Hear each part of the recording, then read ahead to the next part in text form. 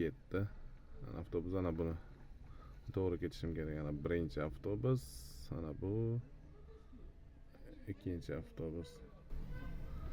Biron kishi tegishli chora ko'radimi bularga? Ha, albatta, qonun ustuvor, jazo muqarrar.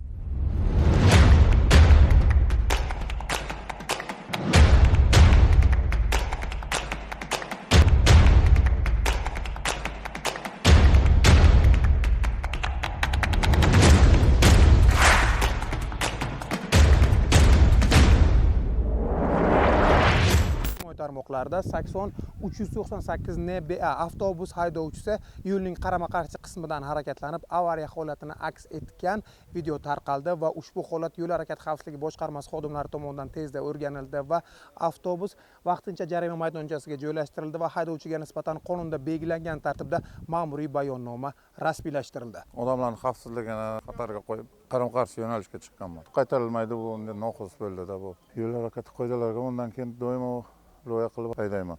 Qadrli fuqarolar, yo'l harakati ishtirokchilari, yo'l harakati qoidalariga doimo rioya qiling. Zero siz bilan bu kabi holatlar takrorlanishiga aslo yo'l qo'ymang.